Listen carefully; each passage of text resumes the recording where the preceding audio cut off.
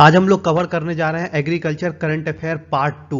ये हम लोग मैराथन लेक्चर ले रहे हैं। लास्ट 6 मंथ का करंट अफेयर कवर कर रहे हैं आईबीपीएस एएफओ मेंस के लिए। अगर आप लोग अभी तक पार्ट फर्स्ट नहीं देखे हैं तो पहले पार्ट फर्स्ट देखिएगा, उसके बाद पार्ट सेकंड देखिए, क्योंकि वो जुलाई का था और ये अगस्त का इंपॉर्टेंट करंट अफेयर इवेंट है। ये बहुत ही इंपॉर्टेंट होगा आईबीपीएस एएफओ के लिए। चलिए स्टार्ट करते हैं इसको।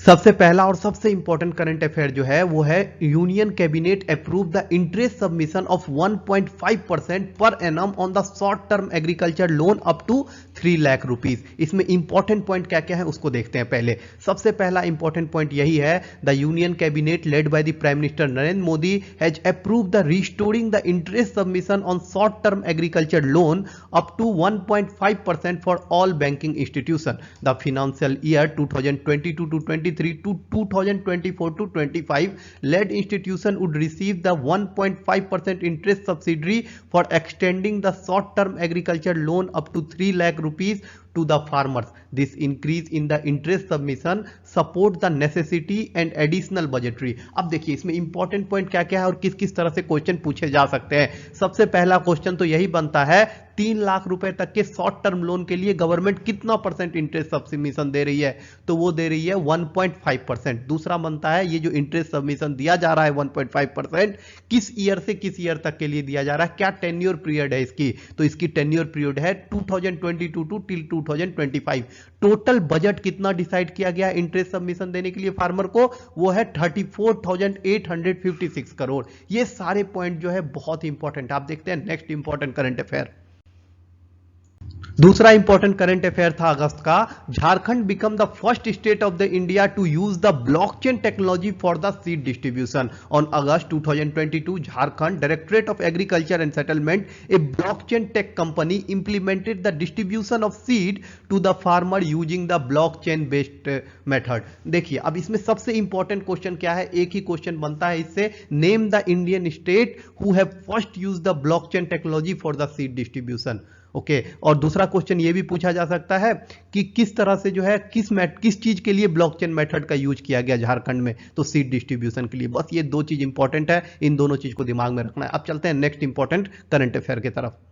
नेक्स्ट जो इंपॉर्टेंट करंट अफेयर है वो है union finance minister Nirmala Sitharaman announce millet challenge with 1 crore prize for all 3 startup. अब देखिए 1-1 करोड़ प्राइज दिया जाएगा 3 स्टार्टअप को और चैलेंज का नाम है मिलेट चैलेंज और इनोग्रेट किया था निर्मला सीतारमन ने। नेक्स्ट इंपॉर्टेंट पॉइंट देखते हैं, union minister Nirmala Sitharaman ministry of the finance attended the 2-day millet conclave on 2022. When millet conclave was organized? It was organized in August 2022 on the theme of making many millet magnates, making many millet entrepreneurs। Theme को याद रखिएगा, theme बहुत ही important है। On the August 26-27 2022 jointly organized by National Bank of Agriculture and Rural Development, that is NABARD, and the University of Agriculture Science Raichur Karnataka. इस पूरे current affair में आपको बस दो ही चीज जो है आपको याद रखना है। सबसे पहले किसने इनोग्रेट किया था? निर्मला सीतारमन ने मिलेट चैलेंज इनोग्रेट किया था। प्राइज कितना रखा गया था? 1 crore for each startup. Third important question क्या है, इसका थीम क्या था? थीम को याद रखिएगा। उसके अलावा आपको बस एक चीज और ध्यान रखना है, किसके साथ ऑर्गेनाइज किया गया था? तो नाबार्ड के साथ ऑर्गेनाइज किया गया था। इस चारों पॉइंट को इंपॉर्टेंट है, चारों पॉइंट याद रखिएगा। आप चलते हैं नेक्स्ट इंपॉर्टेंट करंट अफेयर की तरफ। ये वाला करंट अफेयर बहुत ही इंपॉर्टेंट है। Government of India grant the GI tag to the Bihar Mithila makhana to boost the farmer income. नया जीआई टैग दिया गया मिथिला मखान को जो बिहार में कल्टीवेट होता है। अब समझते हैं इसको। The government of India have aware the Mithila makhana from the Bihar a geographical indication tag which would be enable farmer for the maximize their prices for the premium product. अब देखिए ये जीआई टैग का सारा लिस्ट जो है हमने ग्रुप में भी आज सेंड करवा दिया था, वो सारे इंपॉर्टेंट है। एक बार जीआई टैग, जितने भी एग्रीकल्चर रिलेटेड जीआई टैग है, जितने भी टेक्सटाइल रिलेटेड जीआई टैग है, उनको देख के जरूर जाइएगा। हो सकता है मेंस एग्जाम में डायरेक्ट क्वेश्चन जीआई टैग से आ जाए। चलिए तो नेक्स्ट इंपॉर्टेंट करंट अफेयर देखते हैं।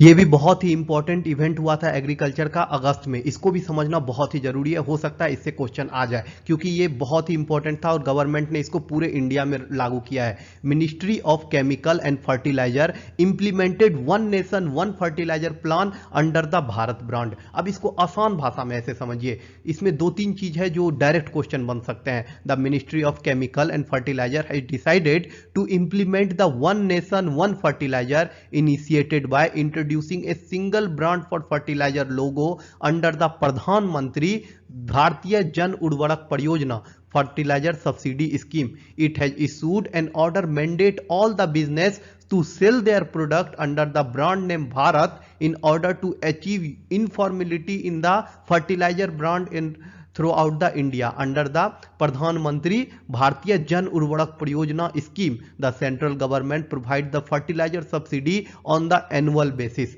अब इसको ऐसे समझिए, इसमें क्या क्या चीजें चेंज आने वाली है और किस किस तरह से क्वेश्चंस बन सकते हैं। सबसे पहले ये समझिए कि ये वन नेशन वन फर्टिलाइजर जो है ministry of chemical and fertilizer के अंडर में आता है। उसके बाद अनदर चीज समझिए, वन नेशन वन फर्टिलाइजर जो है पार्ट है प्रधानमंत्री भारतीय जन उर्वरक परियोजना का। जो ब्रांड नेम रखा गया है फर्टिलाइजर के लिए वो है भारत ब्रांड नेम। जैसे अब जितने भी एनओपी एमओपी या फिर यूरिया या फिर फॉस्फेट जो भी सेल होंगे वो इस तरह से सेल होंगे, Bharat MOP, Bharat NPK, Bharat urea. तो भारत जो होगा वो ब्रांड नेम होगा जो सभी कंपनीज को मेंटेन करना बहुत ही जरूरी होगा। इस करंट अफेयर को डिटेल में भी एक पीडीएफ है, उसको भी पढ़ लीजिएगा, वो भी बहुत इंपॉर्टेंट होगा आपके लिए क्योंकि ये इंपॉर्टेंट है। अब चलते हैं नेक्स्ट इंपॉर्टेंट करंट अफेयर इस सेशन का।